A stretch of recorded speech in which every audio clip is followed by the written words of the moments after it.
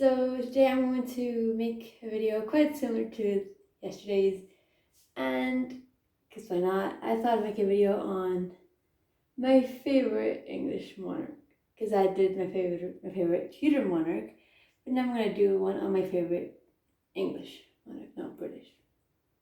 Because, yeah, I mean, this guy in particular, I find him really interesting, and of course, as you can probably tell, it is Henry V. Now, I don't even know where to start. Okay, let's start with let's start with this tie to the Wars of the Roses, because this is amazing. So Henry V, he and his wife had a baby in 1422. And when the baby was around 9 months old, Henry V died, leaving young Henry as the new King of England. However, Henry VI, just 9 months old, so he obviously needed a protector, which would end up being people from the nobility. No problem. It's a 9-month-old baby child, whatever. The people in control would easily, be in control and be able to dominate politics and bend them to their will. Meaning that there was a real competition as to what family would be in charge. And problem is, Henry VI, and back mentioned, no, really, Henry VI was the son of Henry V, who was the son of Henry IV, was part of the Lancaster branch of the family. People from the Yorkist branch disliked the Henrys, and obviously disliked that the new monarch was a 9-month-old child. So, well, as Henry VI was growing up, he faced constant opposition, and eventually, people thought this guy called Edward is going to make a better king. So here comes future Edward IV, and he gets crowned. At the same time that Henry VI gets, kicked out of the country. Not in the country, the throne. And then Henry VI comes back, and Edward IV is kicked out. But then Edward VI gets kicked out and killed. And then Henry VI gets kicked out and killed. And then Edward IV comes back, and that kind of stabilizes things for a bit. And then comes Edward V, but then comes Richard III, and then Henry VII and the Tudors. But yeah, and all of this is because Henry V had a child with his wife, and died just 9 months later, leaving an infant at the throne.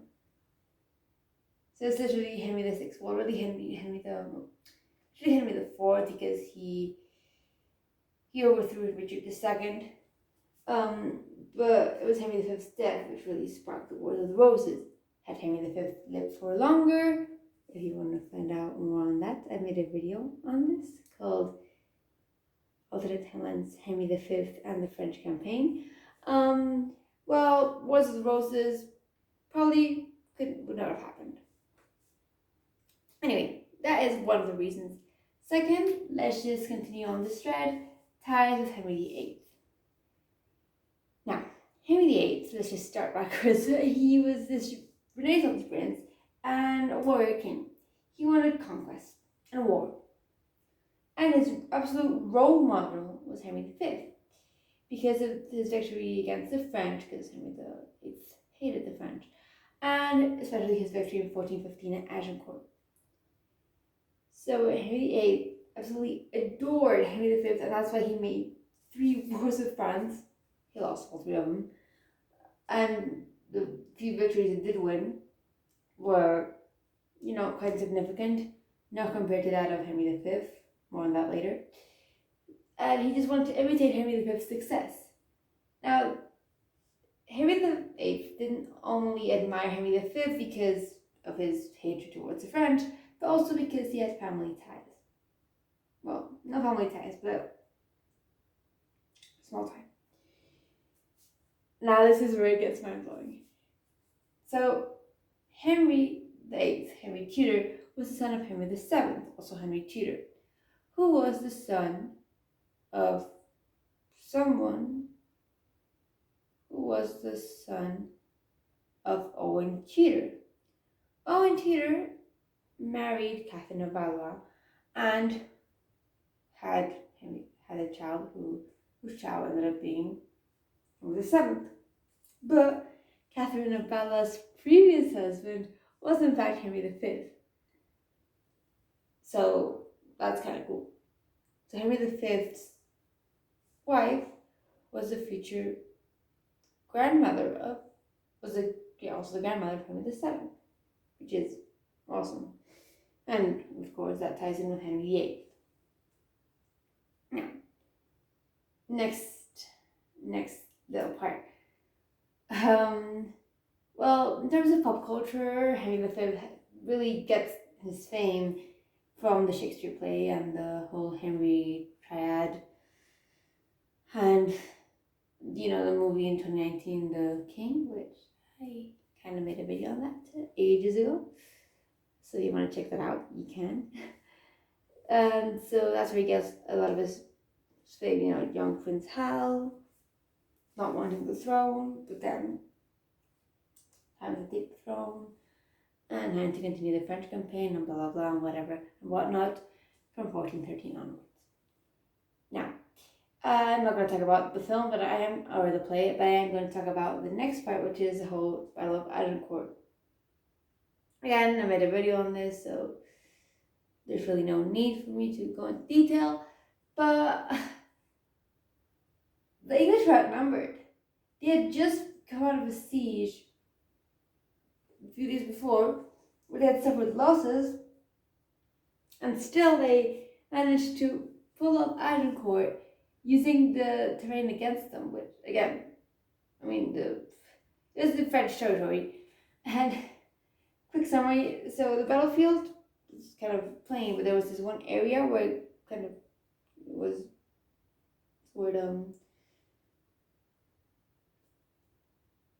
well, it was kind of funny, there was less space. I forgot the word for it in English.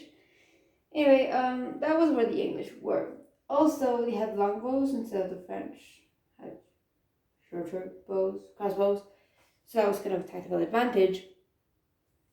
And the English knew that it was muddy. So they went without, huge amounts of armor. The French did, so they were dragged down in the mud, giving the advantage to the French. That's all because of tactics. And although, Henry V didn't actually put those tactics forward, he did approve them and he did listen to his generals, something which can't be said for a bunch of monarchs in history. And now comes the reason why I think Henry V is awesome, and it's the Treaty of Troy. Now, here, signed in 1420, what it really said was just, okay, I'm speaking as if I'm the King of France, right? Okay, you have your victory. Tell you what, you can marry my daughter, and you can have your children with her, and they will be the next kings of England. But even better, once I die, instead of giving my throne to, the Dauphin, the heir to the throne in France, I will give it to you.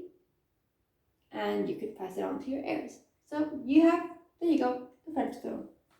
Just because. Problem is, Henry V did die in 1422 of dysentery a few months before the King of France did. So that's kind of unfortunate. So the throne theory should have gone to Henry VI, but it didn't because the deal was with Henry V, not with Henry VI. So it's kind of shaky. But still, pretty awesome that he got the French king to just hand him the throne. That had been, by that point, almost like around the 80 years of fighting in the 100 Years' War, and he was the only English king to have been able to do so. And yeah, that is it. Now, of course, I've never been taught about Henry V.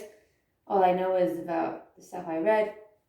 So I'm not really that, I don't know that much about his policies in England. Of course, it would put high taxes because of the war and stuff. So I'm not saying he was a great king, but he was awesome in terms of the whole French campaign.